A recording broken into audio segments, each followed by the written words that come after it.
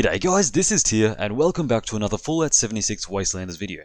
This is going to be the first episode of a new mini-series where I will be comparing all of the new weapons that came out with Wastelanders to their most similar weapon counterparts in their respective categories that you could already find in the game. The first episode will be about the Gauss minigun. I was super fucking lucky to eventually get the Gauss minigun I was looking for. The bloodied, faster fire rate Gauss minigun.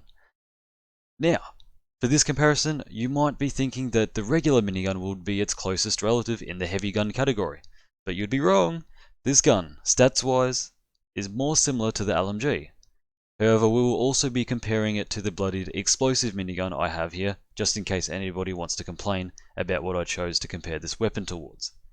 Also, we will be comparing the Gauss minigun's default explosive effect to the bloodied explosive regular minigun's explosive effect simultaneously. So yeah, this video in short is comparing the best of the best for those that are looking to min-max and get the most damage and bang for their buck with their heavy weapons.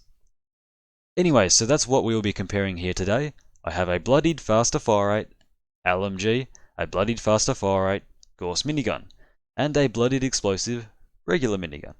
I'm pinning these three weapons that have extremely similar stats of each other head to head to see if the Gauss minigun can truly take the crown of the best DPS heavy weapon in the game.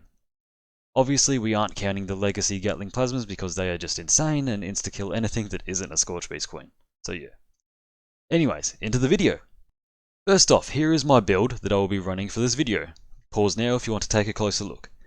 Now, let's compare the stats while I'm at low health and absolutely min-maxed. The LMG has a damage of 313 and a fire rate of 205.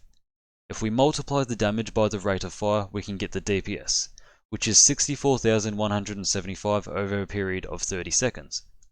Whilst the Gauss minigun has a damage of 463 and a fire rate of 132. That DPS equals 61,116 over a period of 30 seconds. And finally, the regular minigun has a damage of 238, a fire rate of 182, and a total DPS of only 43,316 over 30 seconds. Okay, I hope you see what I mean. Using this simple math to figure out the DPS, the LMG is much closer in stats to the Gauss minigun, while the regular minigun falls behind straight away. But I will still compare for everybody that might get mad if I don't compare the new minigun to the old minigun. Anyways, so they are pretty damn similar.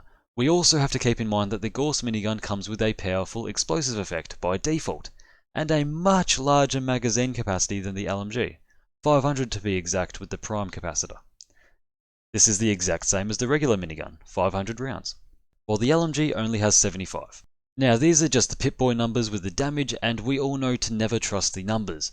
We have to see how they actually perform in-game.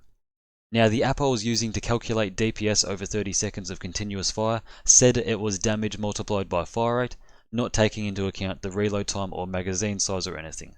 So that's why we're doing these direct tests. Now to kick things off, we will fire all three weapons at this bastard right here, the big max level behemoth. Let's start off with the LMG.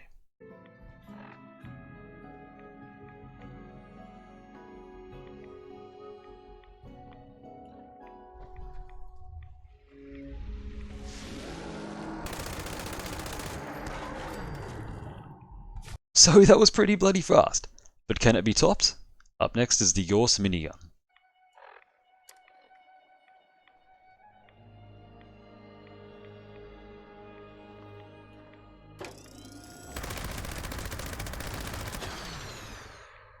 Okay, that was honestly about the same, maybe a bit quicker. I can't see a difference there in all honesty. Next up is the regular minigun.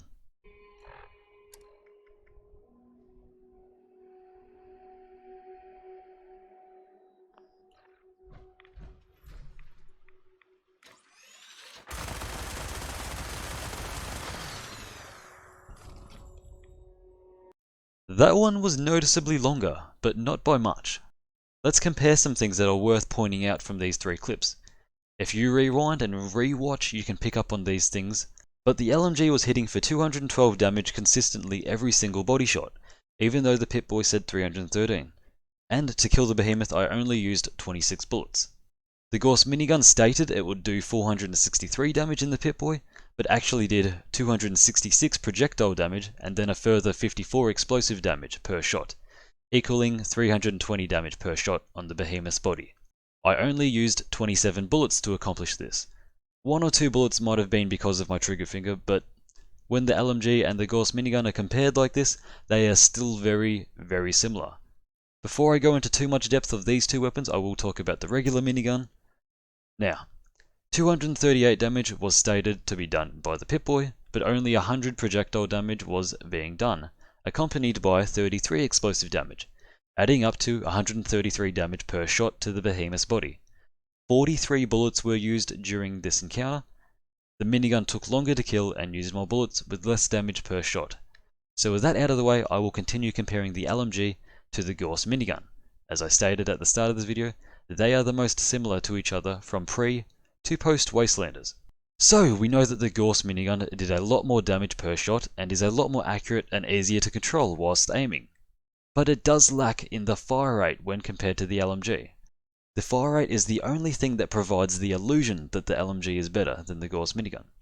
Don't get me wrong, all three weapons here are amazing, but when we are comparing apples to oranges to find out the facts, we have to do tests this way. Also, I'd like to point out that you can put on the pentabarrel to up the Gauss minigun's fire rate, but if you do the math, it sadly does reduce the overall damage. A tri-barrel is much better than a pentabarrel for overall damage per shot and DPS.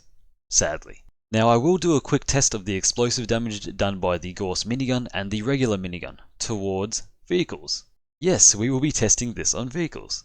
I know it's weird, but it's the best thing I could think of on short time to display damage numbers accurately while providing the least amount of annoyance towards me. So anyways, as you can see right there, the regular minigun's explosive damage deals only 37 damage to the bus, and in this clip we can see that the Gauss minigun does 56 explosive damage. Obviously this will be a lot higher or lower when fighting actual enemies, but the numbers here are totally transferable to whatever you may be fighting in the actual game. I will point out that I do have max rank of Demolitions Expert on right now, so it is increasing both the Bloodied Explosive minigun's explosive damage and the Gauss minigun's default damage. With that test done, I think we can put the regular minigun away and focus on the main two competitors here. For my third test, I'll be seeing how quickly I can dispatch an entire horde of ghouls from the Capitol building, starting with the Gauss minigun.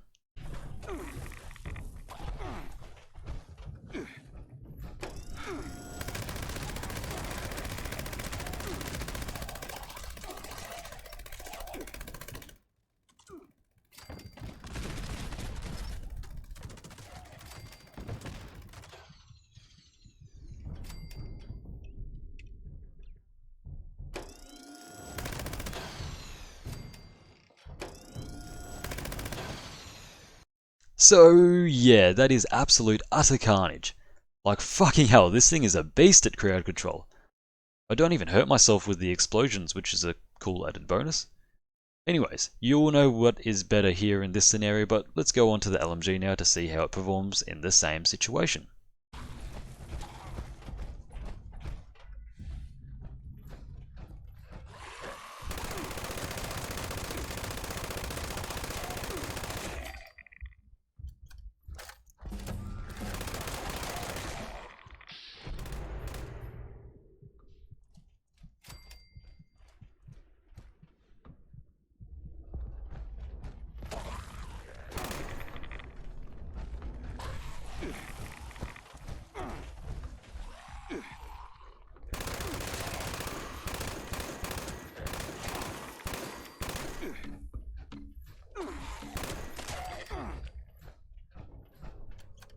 Now that was just as equally as impressive.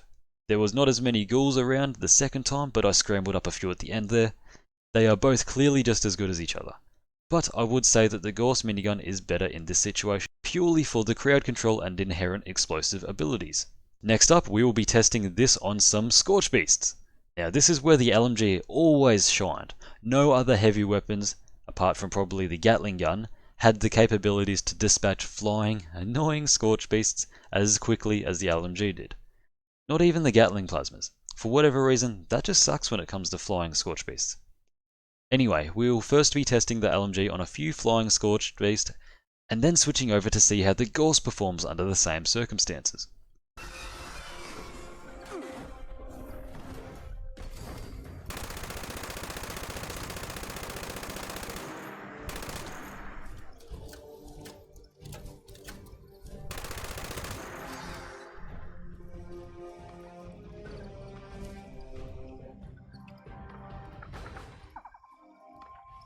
As you can see from that clip, I waited until it was in the air and the LMG melts its health. It easily kills them if you have a good free aim and don't rely on VATS. But we will see the Gorse minigun and see how this bastard goes.